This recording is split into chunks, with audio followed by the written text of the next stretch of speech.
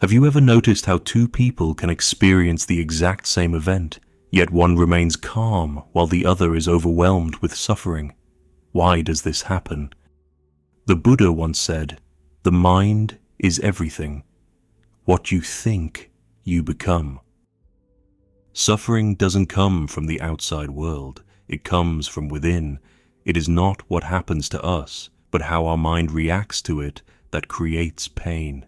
Today, we'll explore 3 key reasons why all suffering originates in the mind, and more importantly, how to free ourselves from it.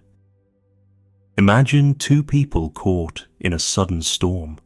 One curses the rain, frustrated that their plans are ruined.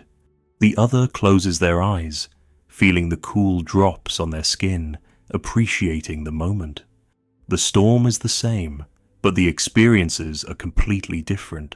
There's a Buddhist story of a traveler and a monk caught in a heavy downpour.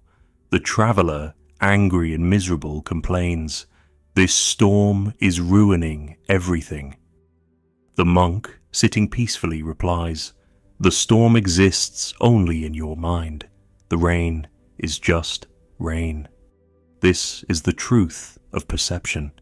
Events in life are neutral. It is our mind that assigns meaning to them. When we see challenges as obstacles, we suffer. When we see them as opportunities for growth, we remain at peace. We cannot always control what happens, but we can always control how we see it. One of the deepest causes of suffering is attachment. We cling to people, success, and even our own thoughts, believing they define our happiness. But the Buddha taught that everything in life is impermanent. Nothing lasts forever. And when we resist this truth, we suffer. Think of someone who ties their happiness to a relationship. They believe, "I cannot be happy without this person." But what happens when that relationship ends? If their happiness depended on something external, suffering becomes inevitable. The key to peace is not rejection, but detachment. This doesn't mean we stop loving or caring. It means we love fully, but without clinging. We enjoy the present, but without fearing the future. When we stop grasping at life, we free ourselves from suffering. The mind creates suffering when it resists what is. It says, "This shouldn't be happening." But reality does not bend to our wishes. The more we fight it, the more we suffer. Consider 2 people who lose their fortune. One spirals into despair, resisting what has happened, drowning in regret. The other, though shaken, accepts the reality and begins again. Same event, completely different experience.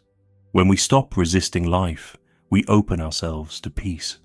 Acceptance does not mean giving up. It means seeing things as they are and responding with wisdom, not fear. The key is mindfulness. When we fully accept the present moment, suffering dissolves. Suffering is not caused by life itself, but by the mind's reaction to it. Perception creates pain, attachment deepens it, and resistance prolongs it. But the mind that creates suffering can also create peace. So, the next time you find yourself in pain, pause, ask yourself, is it the situation or is it my mind's reaction? In that moment of awareness, you take the first step toward true freedom. If this wisdom resonates with you, consider subscribing for more insights on living a peaceful, mindful life.